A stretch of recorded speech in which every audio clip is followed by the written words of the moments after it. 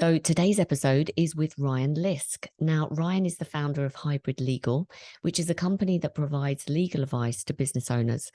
And the reason I've invited Ryan in is because he does so much work with agencies and so has loads of experience working with creative agencies. And he's so familiar with the typical legal areas that can trip agencies up. So, Ryan, welcome to the show. Oh, thank you very much, Jenny, for a very kind introduction and also for having me on your show. I'm really looking forward to obviously the conversation we're about to have. Me too. And then when we had a conversation last week, Ryan, I was so struck by the detail that you gave me. I thought, I can't believe that there are not quite a few agencies out there with the same problems. So I'm excited about getting into these questions as well. So let's start off just with a brief kind of why did you start the company? Why did you start Hybrid Legal? So I started when I recognised when I was studying law at uni that there was a real challenge with helping business owners with affordable legal services. And the reason why I knew that at quite an early stage when I was studying was because I was helping a startup business with all of their legal work. They couldn't afford the advice from a law firm. They found law firms quite difficult to approach. And when they were quoted certain fees, it was just unreachable for them.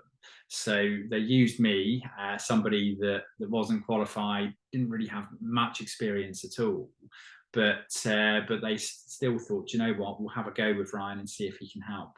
And that was really where it started, because it taught me very quickly how law is applied in practice for a busy business that's growing, and I really enjoyed it. And then it wasn't until I was looking to go on and do a training contract that I was working for a bigger regional law firm part time, and I absolutely hated the culture. And that's where I saw, a big difference between, working for a business, that's hungry to grow, and then working for a traditional law firm where the cultures were very different. And I thought there's got to be a way of offering something in the middle, which helps these business owners with affordable legal advice that's easy to understand.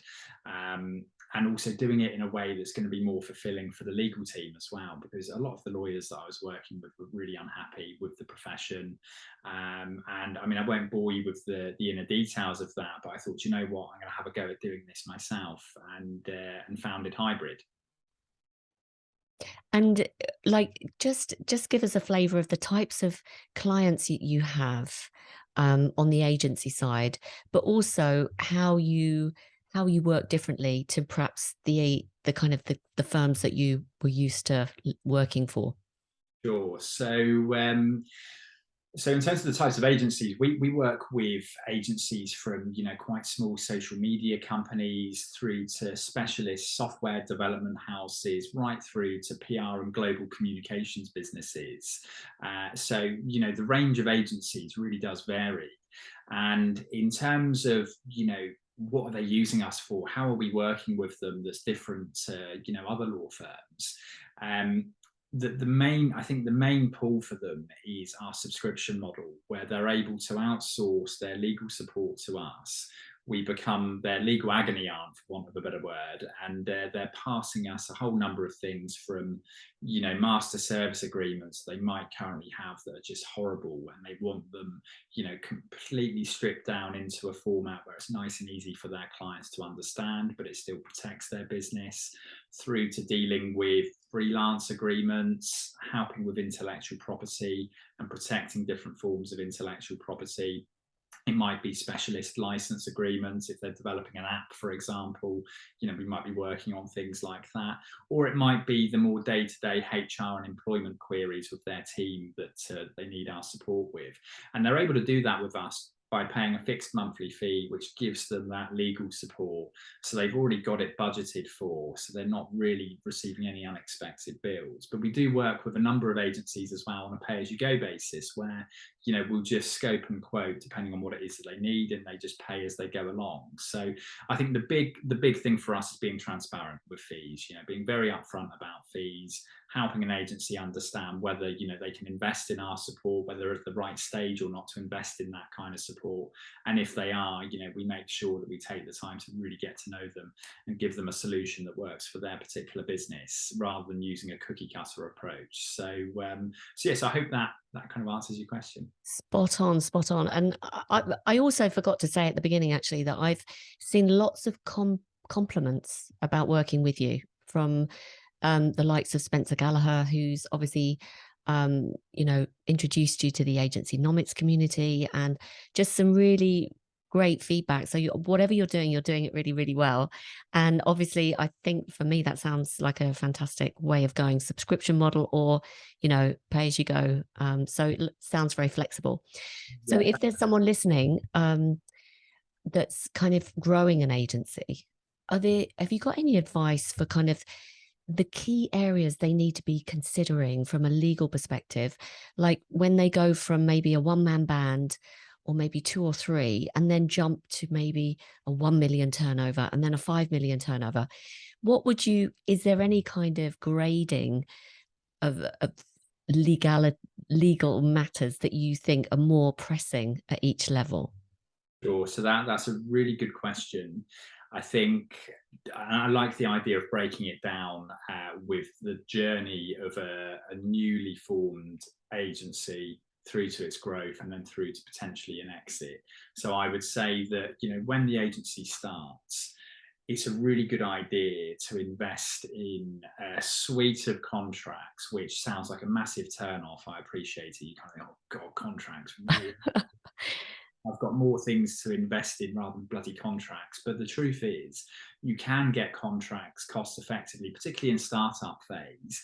You can look at templates online as an example. It's not one that I always recommend, but if you really must and you really have to, and budget is very tight, then have a go at looking at some templates online. And what I mean by templates and that suite of legal documents, definitely think about the contract you're going to have in place with your customers, because when you start out, you're going to be finding your feet on what your proposition is going to be. You think you've nailed the proposition, but even as a non-marketeer, I know for a fact that in 5 years' time, your proposition is going to be very different, because you would have learned some lessons along the way. You would have found out what works and what doesn't. You'll pivot a few times, So I would definitely have a sensible contract to begin with that covers you for what you're going to be providing. It doesn't need to be war and peace. I think the key things that you need to be thinking about is making sure your client's going to pay you, making sure that if you're going to rely on your client to deliver content, make that really clear that it's an obligation of theirs. Because I think the big thing for web development agencies in particular would be clients getting upset when delivery deadlines are missed. But of course, there's always two sides to every story, and it's usually because the client has delayed on providing key information, which has enabled the deadline to be pushed. But of course, they conveniently forget that. So I think, really looking at your scope and quote document, how you're managing expectations and how you're communicating very clearly with your client. Look, this is what we're going to commit to. We're going to commit to delivering this particular piece of work that you've asked us to do to a really good standard, following the brief that you've given us. I think really important that you get a detailed brief from the client if you can. But this is what we need from you. And we need you to commit to paying us on time, because we're going to work hard for you. So really making sure that you're making that nice and clear. And any additional obligations, like the example I mentioned a moment ago, such as, right, we're going to need you to provide this kind of content in order for us to actually continue the development of the project. Make sure you spell that out to them, because I think, the clients are very similar to the types of clients that we work with. They're busy business owners or business leaders that, seeing you as the supplier. You are just a supplier to them. You are the means to an end to fix a particular problem before they move on. So they're really busy, and it's just making sure that you're super clear about it. And you talk about this a lot, actually, Jenny, with obviously when you coach the account managers on what to do. So I think that dovetails quite nicely. But I would definitely say the client agreement will be key. I would also, if there's going to be more than one of you starting this business, which there often is, the shareholders agreement. I think that's a big one. You know, whether you're going into business as a limited company and there's going to be more than one of you, or you're going in as a partnership, get your partnership agreement sorted, your co-founders agreement. There are differences, but I would just think about the contract that will go in place between you and your business partners, particularly while the sun's shining, because when it starts chucking it down with rain, you don't want to be up on the roof trying to fix it. It's horrible and it can be really messy. So I would say that think about eventualities such as, right, what happens if you want to bring on another investor or a shareholder, another director to the table? How will that work? What if one of you isn't happy with that? What about if one of you in the future has a change of heart? We've certainly seen over the past few years with the pandemic, there's been a few epiphany moments where people have had that time off to reflect and they've kind of thought, you know what, actually, this isn't for me. I'm going to go a separate direction. And I mean, whilst, you know, quite a lot of people can resolve it on a handshake because they're in a good place, actually, if you're not in a good place and you do have a difference of opinion, having a nice legal contract that commits both of you to having a discussion in a particular way and agreeing to certain processes to follow when it comes to things like valuing the company, that's a biggie, you know, and how you exit and when you can exit. I think those are really key points, you know, because one person's value can be very different to the other person's value, depending on what side of the fence you're sitting on. If you want to leave, your value is usually going to be much higher than the person wants to stay. So it's just making sure that that's fairly balanced. Which again, you know, if you get decent advice with your shareholders agreement, your co-founders agreement, or that partnership agreement, they'll talk you through, you know, how you can go about that. So that's, I would say, probably one of the biggest things to do when you start out. So the next thing to look at, you know, with that suite of contracts to give you that good legal foundation would be the contracts that you have in place with any freelancers or contractors that you might be bringing on to help with projects. Because if you're at an early stage, you might not have the cash flow at the moment to bring on employees on payroll. So you might just be using contractors every now and then that have a specialist skill to help with that particular project. I would definitely not lose sight of the importance of having an agreement in place. It doesn't need to be a turn off. It can actually be something that gives peace of mind to the freelancer as well as yourself, and also the client as well, because there are some clients that are not happy with freelancers being used, others that are. So again, you don't want to trip up there. It's quite an easy mistake to make. So I would just make sure that when you're working with freelancers during those early stages, you've got the fundamentals covered. Their concern is being paid on time and that their time is going to be respected. Your concern is making sure that they're going to deliver on time to a really good standard, not embarrass you in front of the client.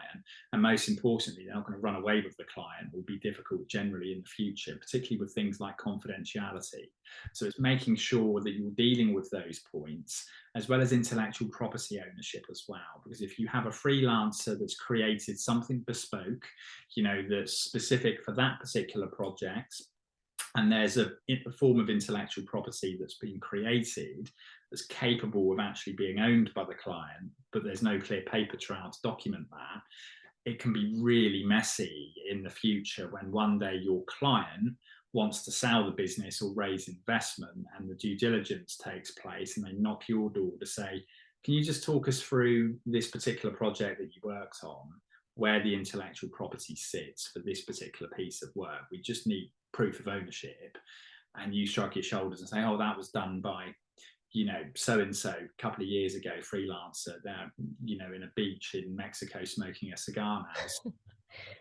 You know, it just doesn't look professional. Whereas if you're able to say, yeah, that was so-and-so's project, here's the contract which confirms that they agreed to assign all of the rights in that project to us once we had paid them, and we in turn have agreed to assign all of those rights to your client once they had paid all of the money due. So you can see the nice, beautiful trail here. So that is a real good thing to put in place now.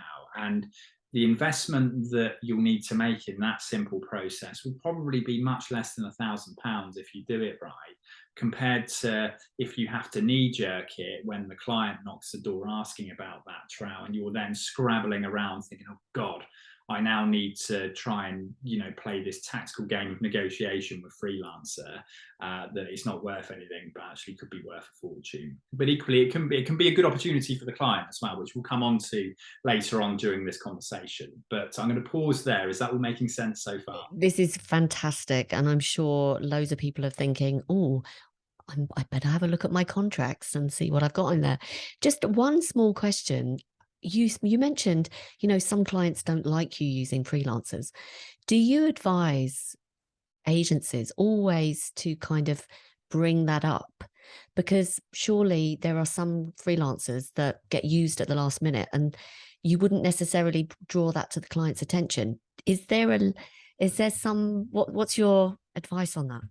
So my advice on that specific question is just make sure that you read the terms in place between you and your client very carefully.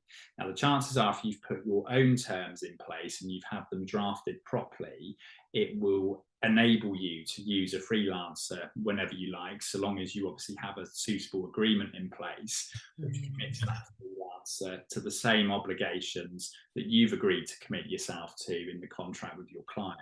The problem starts to unfold when your client is a nice big client and has their own master service agreement or framework agreement where they want you to sign up to it. So I won't name any particular big names, but there's a number out there where when you dig into clause 38.6 paragraph B, it will say, and by the way, subcontractors are not permitted without the prior written consent of the client, and that's your kicker. So you then have to flag that clause, get the prior written consent, and go to your main lead project manager with the client, your main key point of contact, and say, right, we need to bring on a specialist third party. Are you happy with that? And the chances are they'll say, yeah, that's cool. We just want the project done to a good standard. Make sure you've got that documented, put it in the file along with all of the other materials of that project, and tick, job done. But when you don't do that, that's when it can be really slippery. Fantastic advice. I'm actually thinking about it now. I mean, I've known examples of very small agencies, like agencies that are just starting, that manage to land, a PLC as a client. And inevitably, like you said, the client in that scenario typically creates and gives you the contract to sign. And then it would be, I can't believe that any agency wouldn't get it looked at legally. I mean, I hope that they wouldn't try to do it themselves, because it's legal speak, isn't it? And we're not used to that. Yeah, you will be amazed at how many put their head in the sand and just sign it off and wing it. It is quite worrying, actually, that certain, and not just agencies either. I'm not just talking about agencies, but I think businesses in general, they seem to lack the acknowledgement of how important contracts are, particularly on a business to business relationship, because the contract is usually what it says when you're in the B2B arena. When you're in the B2C arena, obviously you have consumer law in place to protect you as the consumer. You can buy something online and return it whenever you like within 14 days. You have that protection regardless of whether it was mentioned in the terms. But when you're dealing with another business, you need to be really careful with what that contract says. And there's some really good examples over the last decade or so of big companies that have got it spectacularly wrong. I mean, a really good one is, I think it was the Jet2 case with Blackpool Airport, and they were having a dispute over what was actually meant by best endeavours and reasonable endeavours. And to cut a very long story short, it's worth looking into this case separately, just in terms of why you should always check your contracts. The Blackpool Airport originally agreed, when Jet2 were first starting out, they would essentially help the airline get their feet on the ground. They would give them nice timetables to bring their flights in and out, and they were operating outside of normal business hours for quite a considerable period of time, to the extent that I think the FD kind of saw it and thought, this is not looking good. We're trading at a significant loss now by keeping our opening hours out late just to facilitate the Jet2 popularity. So they essentially said to them, right, we love your business, but we need to actually go back to normal 9 to 5 operating hours. And if you want to operate beyond, the usual operating times, you're going to need to pay extra for that because we're trading at a loss. And Jet2's lawyers were like, don't think so. Here's a contract here which has said that you will use your best endeavours to promote the success of our airline. And we believe that that means that you will open your airport beyond normal operating hours to encourage us to succeed. And of course, Blackpool Airport completely disagreed with that point, said there's no bloody way that that's what it means. They went to court, and sadly for Blackpool Airport, the judge confirmed that actually, had you put reasonable endeavours, you're absolutely right, Blackpool Airport, normal operating hours would have sufficed. But because you said best, that means you have to go above and beyond. Even if you trade at a loss, you must go above and beyond. So that was a real stinger for the airport, and a great win for the lawyers at Jet2.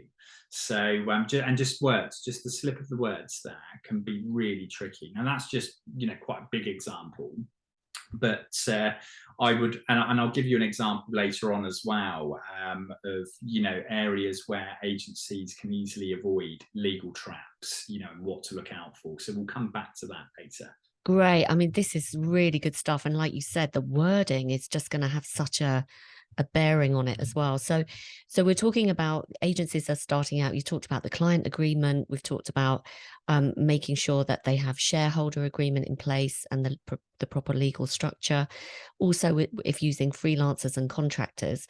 So that's brilliant. So what about when they get a little bit bigger or, progress even further? What other legal things? Yes, this kind of loops back to my comment earlier about, they'll start on day one with a particular vision, and then in 5 years' time, they would have been on a journey, both from, an internal culture perspective with staff that may have, joined and then left, and they've learned some lessons, through to, right, we've worked with that dodgy client, got that spectacularly wrong, let's pivot and offer this as a proposition, or that market's now dried up, let's do this. So there would have been a lot of changes since that early day of using the suite of contracts. So now is the time to actually revisit your contracts and actually look at, right, do these still work for the agency in terms of where it is now and where it's going to be going when it reaches the million mark and beyond. So it's a good time to check in again on process,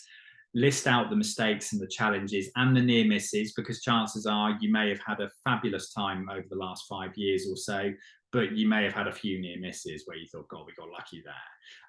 And we usually want to know about all of those, so we can then think about how can we cover those off fairly in the agreements, whether that's with the employees or whether it's with the clients, the suppliers. You've got 5 years worth or so of data there that is really helpful when it comes to reviewing your existing processes.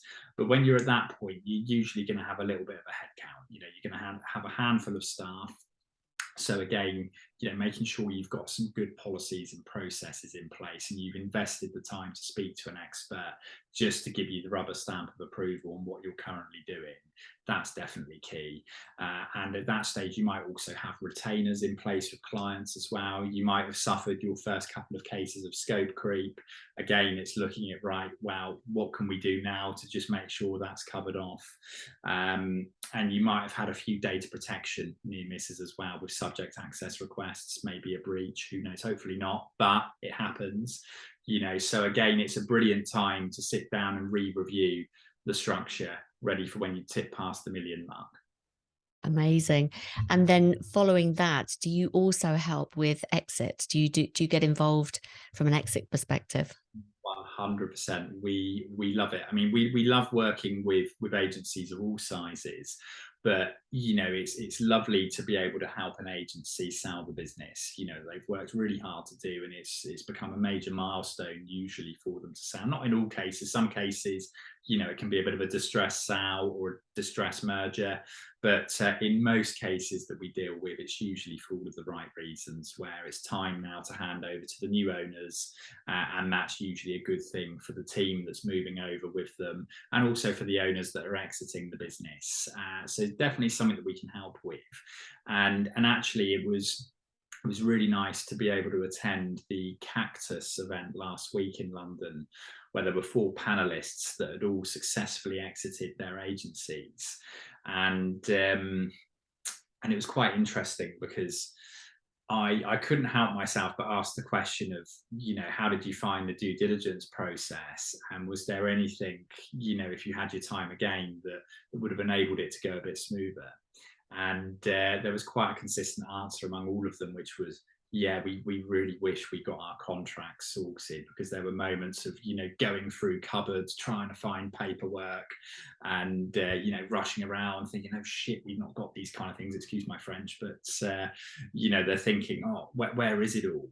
And of course I smiled, because it's one of those I told you so moments that happens right at the bloody end. So I think for anyone that's listening to this, that is thinking about exiting in the future, you don't have to use us, you can use whoever you like, but definitely invest the time with someone to start getting your business ready from an exit perspective. Because one of the panelists actually said that one of the best bits of advice that he could give to the room was build your business so it's ready to sell, regardless of whether you're going to sell the business or not, and make it so you can easily make yourself redundant, even if you want to stay working in the business full time. Because if you do that, you'll end up with a fantastic business. And I really echo those sentiments. There's a brilliant book about that as well, called Built to Sell by John Warrilow. I'd 100% recommend reading that for anyone listening that's growing a business. But I would definitely say a big part of that is, getting friendly with a good lawyer that can help you tidy up the state of affairs internally, because it's not only going to protect you, but the buyers are going to want to see it during due diligence, and if you're not going to be selling, you might be raising investment. The investors' lawyers are going to want to see it as well, because if you haven't got it, it's only going to impact the value that you sell for, or it's going to create more time, stress, and expense getting it fixed. And you quantify that and compare it to the bloody legal fees that you'll pay for a sensible firm to do it, and guess what's cheaper?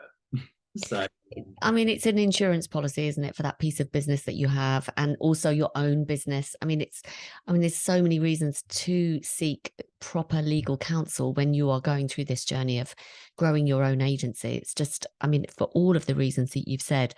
I mean, to that point, without scaring people, you did share a few examples last time of where things weren't buttoned up legally.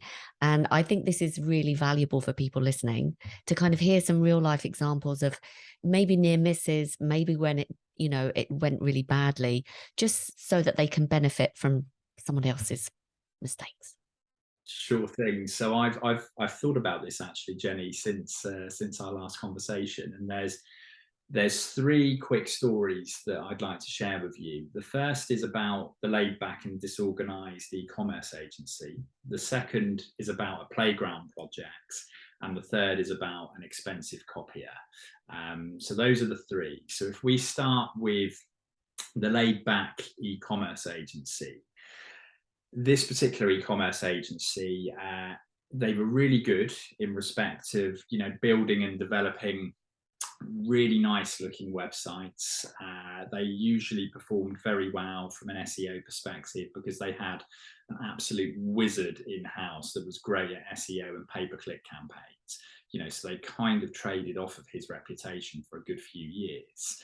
And I think they recently lost him actually to a competitor, which doesn't surprise me in many respects. But anyway, the point being, they were really good.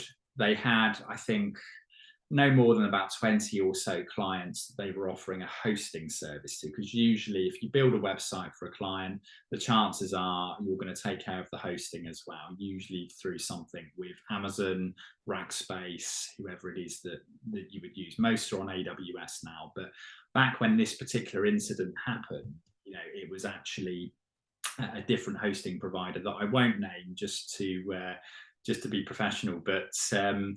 But the incident happened when the web hosting provider that this particular laid back e-commerce agency was using, they had a major mishap where one of their servers was completely wiped. And that particular server hosted all of the websites that this particular agency was looking after. So of course, anyone that's watching this will be thinking, well, yeah, that's absolutely fine, because they would have run, daily, weekly backups of those websites. And that was the first thing that I said when I took the call. And unfortunately not. They had a bit of a blip internally, were very busy, and just hadn't got round to it. Now, most of these things you can automate now, but going back when this happened, I think it was about 6-7 years ago now, I don't think it was a thing. Clearly, it wasn't for this particular agency. So for them, it was a real brown pants moment, because their phone was ringing off the hook with the clients whose e-commerce businesses that were their main revenue streams had just switched off. And of course, who are you going to phone? You're going to phone the developer to say, what the frick's going on? Can you get it back up within the next 5 minutes? And of course, they couldn't do that. So they were saying to me, so where do we stand with this, Ryan? I said, okay, so just talk me through the contract that you put in place with them. Have we got anything in there which sets out, the scope of your hosting service and liability here? Because we know that it's not technically your fault. It is your fault for being sloppy with not doing backups. However, we've got a third party here that's at fault. So we need to see their service level agreement they've put in place with you to see if there's anything we can do there. But we also need to see whatever they've flowed down to disclaim liability for. I just hope that you've done exactly the same with your contract. And he just looks at me, wow, I could just sense blank face on the other end of the phone. We haven't got anything in place. We didn't really think we needed it. For which, my response was, wow, look, I think this is very much a case of you need to go and get that goodwill bucket, and you need to start digging deep into that bucket with your clients, and you need to really help them out here, because I think if they instruct their lawyers, if they take legal advice, they are going to be all over you, and it's going to be very expensive. So your best bet now is to work with them and come to a sensible arrangement to get their websites back up and running, and do not charge them for the pleasure of doing that, because guess what, you will end up paying a lot more if any one of them gets legal advice. So in that instance where there's no contract in place, so what you're saying is the client has the upper hand anyway, because if there's an absence of a contract, what does it default to? So here's the thing, and it's a very good question, Jenny. So in the absence of a contract, you're then looking at an implied contract. Is there any form of contract that we can see, whether it's via email correspondence? You can even have verbal contracts. But in this case, it was very much proposal document sets out a nice, lovely hosting service, which sets out that they will get backups, they will be hosted for this particular monthly investment, to which the client was charging for that monthly cost, but they weren't delivering what they said they were going to deliver, which was delivering a hosting service that is going to be backed up. So they were in breach of their own proposal, and therefore breach of the contract that was formed between the two parties. So it was quite hook, line and sinker in that regard. So yeah. Wow. Okay. So that was really, so the implied contract. So if anyone's listening thinking, actually, we had a verbal agreement to do this, or there's no kind of written contract, it will always default to the latest documentation that's passed by between the two parties. So Yeah, that's interesting to know. that's right. All of that will be taken into account. And that's why, we recommend another quick tip for any listeners that, perhaps are quite laid back with contracts, but equally they don't want to be held accountable for anything they agree in email correspondence, which becomes even more important when your team grows and you've got account managers that might be selling and promising certain things. Just make sure that you have, the golden words in your email disclaimers, as annoying as they may be. Just make sure that you're saying that, anything that's agreed in email is subject to contract. The word subject to contract really should be appearing in your email disclaimer, because that's essentially saying that, look, what may be agreed in email could be completely different to what the contract says, and the contract will take priority. That's key. So, but of course, it requires you to have a contract in the first place. So that's the other kicker. But I mean, in this case, with this laid back agency, they really did deserve to pay out on that because they were sloppy with the service that they were offering. And I think if you're not offering a reasonable service, there is a risk that someone is going to pull you up on that. And how much was the liability? Did they have to compensate for loss of sales that were?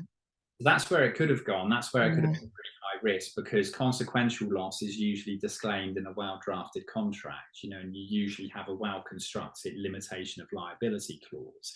You have insurance as well. And again, making sure that the professional indemnity insurance you have is equal to what you're saying in the contract that you're going to be liable for if somebody actually has you banged to rights for something. But to answer your question with that particular example, I have no idea how much it cost them in development time in the end, because I know that they wore most of their own costs with bringing in developers to obviously help bring those websites back up again from very old versions. And I think they agreed with some of their clients that they would offer certain forms of compensation by way of free services in the future. But otherwise, I mean, we didn't take on that client in the end. A, not the sort of business that we wanted to work with, and B, they were in enough financial trouble they couldn't cover the, the fees to help them. And our fees are very, how can I put it, they're reasonable. They're not unfair. But we gave them the free advice they needed, which was, look, know when to compromise. Today's the day to compromise and actually start negotiating. Use that goodwill and just work with them to get through it. And that seems to work from what I've understood. It's funny because the other day I was talking to someone, dissimilar situation, slightly similar, where the owner of the business had put an additional clause into the contract. They were so overwhelmed with excitement at winning this business that they were like 120% guaranteed that we were always going to deliver.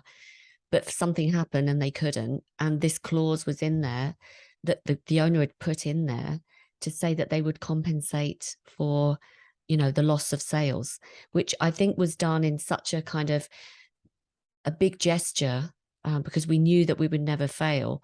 So maybe I don't know if anyone's listening thinking, yes, we have got excited and put extra clauses in there just because at the time, but things change, don't they? This is the problem. Yeah, and that goes back to that question you asked earlier, Jenny, about, as you grow as a business and as you learn things, definitely make sure that you're then checking your contracts to make sure that there's no updates that you can make which would counter that problem or that near miss again in the future. That's so important. So that was the first story. The second story was with the playground projects, which is one of my favorites as far as demonstrating just how easy it is to get on the wrong side of intellectual property with a client project. So this particular project, it was a branding agency that was working with a local authority, and the local authority had given them the brief to essentially help them come up with a brand and a concept for adventure playgrounds in a particular part of the UK. And the client did a really good job as far as the visuals and the concept. The council was delighted with that particular work and delivered the project. And a few months later or so, I think it was about 7 or 8 months in, the council had just put out the signage in these playgrounds and was starting to really roll it out. And the lawyers for the owner of the registered trademark of the brand that this particular agency had come up with for this project sent a cease and desist letter to the local authority. And of course, the first thing that the local authority did was look at, who actually created that brand. It was the branding agency that came up with the name and the concept and slung it over to them and said, what's this about? And again, comes back to contracts. There was no contract in place between the agency and the council, which enabled the agency to have a lovely indemnity in place from the council to confirm that in the event of any third party intellectual property infringement, the council will hold the agency harmless from any costs of that, and recognise that it's the council's sole responsibility to take what the agency creates and run their own intellectual property clearance checks before using it properly. Unfortunately, that was missing. So it was another pinch point for that particular agency when it came to obviously seemingly looking to create something that's now infringed, unknowingly to the agency's point. But if they had their time again, they would have had a sensible contract, or they would have just done a quick clearance check for the sake of a couple of £100 to make sure that that particular brand isn't already trademarked. So that was another interesting clangor that could have been easily avoided. I mean, coming up with names and branding is a real specialist area, isn't it? And that goes without saying that you've got to do trademark checks and Companies House, making sure there's no legal entities. But maybe that was just missing, or they didn't. I mean, it was a big lesson to learn, wasn't it? Yeah, massively so, and it can be quite embarrassing as well, personally, when that happens. Yeah, and it is daunting, but I think it's that classic case of it's okay to make mistakes, but don't make them twice. Learn from it. And I think with the challenge with legal mistakes is they can actually be quite crippling to a business. They can be quite fatal, particularly from a cost perspective. So that's why I don't think lawyers have done a particularly brilliant job over the years of making themselves available and approachable. I think they're definitely getting better. The profession is definitely getting better in some respects, but it's got a long way to go. And I think that's part of the reason why we see such a cavalier approach from businesses. I think, oh, sod it, I'm not going to take legal advice, I'm going to do it myself. And it can go wrong. So I just want to add to that story a little bit, Ryan, because I've obviously been working in agencies for like 30 years. And we've had legal problems with actual taglines, colors, shapes. So it's not just the kind of the word of the brand that's used, the brand name, but there's all sorts of elements that are also, already covered. So, and even a friend of mine was working in the UK, but he had a cease and desist about the tagline he was using from the US, from a US company. So, are there any, if there is a branding agency listening, should they be thinking about also territories as well, where they're going to be used, where the client's proposing to use this brand in different territories? 100%. Yeah, I think if you've got a client that's thinking about using the brand outside of the UK, where they might have, quite a strong presence, or they want to explore a presence in the US, for example, or Canada, then I would definitely say it's a good idea to suggest to the client that they invest in a clearance check for that particular market, just to make sure that the tagline or the name or even the logo device itself, any kind of symbol or devices that are going to be really inherent to that brand, you're just running a check at the start just to make sure it's okay.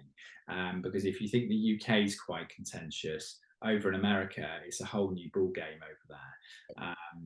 And I don't mean that disrespectfully, I just mean that they are on it. They are really on it. They take it very seriously, and they are not afraid to take action. So it's definitely worth being thorough with your checks, because actually the investment of doing those checks versus the cost of if it hits the fan, like you said earlier, it is like insurance. Yeah. Okay, and what about your third example? The copier, so I'll make this one quick, so I'm obviously conscious of your time, but the copier, again, it's another lesson. The ultimate lesson is please read your contracts. If you can't be asked to read them, give them to somebody else to read before you sign it, because this one was a really good digital marketing agency based in central London. And one of the directors, a couple of years before COVID kicks off, they signed up to a lovely printing unit to be positioned in their office, so it did all sorts of print. So it was a managed print contract. And of course, COVID, everybody worked remotely from home. They had this gorgeous office collecting dust with a very expensive copier that they could see going out on the P&L every month. So they thought, you know what, we've kind of moved on from relying on that printer. We've adapted. We'll give the company a call just to say, look, can you come and pick it up and take it back, because we're going to move office and downsize. And when one of the directors phoned the managed print company to say, look, can you come and collect it, they said, yeah, of course, but you're only, halfway through the term of your contract. So you're going to have to pay for the remaining term of the contract. Plus, you're going to have to pay for the collection fees and any refurbishment fees that are going to be needed to that machine as well. So we'll send you an email once we've totted all of that up. And he was like, right, okay, fair enough, send it through. They sent it through a few days later, and it was to the tune of just under £8,000 that they wanted. In the end, it was extortionate. It was a real long-term contract. It's one that we've seen before. Unfortunately, in that industry in particular, they have these horrendous contracts they will sign businesses up to that will stand up legally. Unfortunately, there's not much wiggle room, and they know that, and they're very tricky with automatic renewals and also long-term contracts, price rises and hidden charges that are in the contract when you take the time to go through it all. But of course, at the time that you want that printer, like this particular client, it's usually at a time of need. You're busy, you just want it done quickly. The salesman has done a fabulous job of selling the dream and how this is going to achieve everything that you ever wanted. So you're like, yes, sign me up. You've been recommended by a friend. You must be amazing. And then when you want to leave, the reality kicks in and you're like, oh, I don't quite like you as much as I thought. The relationship changes. And in the end, we managed to negotiate it. They still had to pay. And it was thousands still, but it wasn't 8,000. But they still had to pay, and it was really bloody annoying for them, and I felt for them. So I think the learn there is, if you can, don't commit yourself to silly long-term contracts. And when I mean long-term, if you can avoid 2 years, avoid it. I think 6 months, a year, 2 years maximum, that's it. Don't go any higher than that, depending on what it is, of course. But we see HR contracts, we see telecoms agreements, managed print service agreements, which can go 5 years, 7 years, 8 years sometimes, but they dress it up in months to make it sound less. And a quick glance, you think, oh, that's all right, that's not too bad. But of course, you then work out how many years that is, and you think, shit, that's actually 5 years. So that's a big one, I think. That's hugely valuable. Thank you for sharing that one. I mean, it kind of comes back. You're just thinking on a day-to-day basis, sometimes you have to click a button. Have you read the terms and agreements? How many people actually take the time to read it? I'm sure very few. But in a business context, when you're actually purchasing, business expense, then you really want to make sure that you're getting someone that's used to looking at these contracts, that have the time and the dedication and know what they're looking for. Because even a layperson or someone new to business starting in an agency, they're not going to have the expertise or experience to know what's what really, are they? No, not usually, and that's why it's worth investing. For the sake of a couple of £100, whatever it is that the advisor's obviously going to charge, it's a sound investment for sure. So yeah, definitely worth doing. So just final question, because I'm conscious of your time and this has been hugely valuable so far. I'm sure I've taken tons of notes. What do you see as the future of legal services, particularly as they relate to the kind of changing agency landscape? Because it's very dynamic at the moment. Have you noticed any trends? Have you any kind of thoughts on that? Great question, and nice one to close on, actually. I think what I'm starting to see, and I think this is where the pandemic has helped really, I'm starting to see more talented lawyers thinking, do you know what? I'm not happy with the traditional model. I'm going to, make the jump, set up on my own, run their own smaller consultancy. There might be 1 or 2 lawyers or so, and they're thinking, do you know what, there is a better way of doing this where we can be transparent with fees, we can be flexible, and they can also get a much better lifestyle for themselves as well, where they get a better work-life balance. Because I think the legal profession is probably one of the worst professions for work-life balance. It can be highly stressful, really long hours, and often for little recognition in return. And hence why the burnout rate, particularly among junior lawyers at the moment, is hideous. And you only need to look at some of these big regional firms and city firms, lift up the bonnet and look at the culture, and you kind of think, I can kind of get it. So it's lovely to see that actually there's more and more lawyers now thinking, do you know what, sod this, I'm gonna go it alone. So I applaud those people that are doing that, and long may it continue. But I think the emerging areas would definitely be NFTs, blockchain, Web3, the metaverse. Those are all really hot areas at the moment for technology. And at the moment, I think the lawyers are kind of sitting there thinking, wow, this is, a really exciting new project. I don't really know much about it at the moment, but actually keen to explore it. And there's a very, very small handful of firms that are starting to make their mark within those territories now. But I think blockchain's definitely here to stay. I think there's an amazing opportunity with that technology, with this decentralized way of recording data that's nice and transparent and under no particular control of one particular body. I think that's fantastic, and I think that could, do really well in the future. NFTs, I've not quite got my head around fully yet. I'm on my way to it, but I'm learning a bit more because I love intellectual property law. I'm just trying to fathom out this concept of spending millions on something that you don't actually own the intellectual property rights per se to. So I'm trying to get my head around that at the moment. I'm sure, someone might be listening that will probably explain that to me at some point. And obviously Web3, we're going to be attending the agency nomics event in November, which we're really excited about. And I'm really looking forward to listening to obviously some of the experts on Web3 just to learn a bit more about that. So I would say those are the areas for me. I think I agree, because it is going to be a whole new environment, and also for brand owners as well, because the whole concept of giving your brand to the community for them to then take and add on to, change, so it's going to be a completely different scenario. So yeah, I think it's going to be some disruption coming up. I mean, again, it's like it's all starting now, but when is it going to hit sort of mainstream? Who knows? Could be 10 years from now. We don't know. But yes, anyone listening, as Ryan's just mentioned, the Agency Nomics event is on the 8th of November, I believe. And I'm going to be there. You're going to be there. Fantastic. So anyone that wants to learn about the future, Web3, NFTs, metaverse, etc., come along.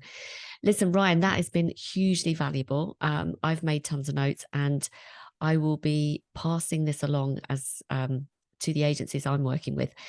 If anyone's listening and they think this is really resonating with me, I'd love to have a chat with Ryan.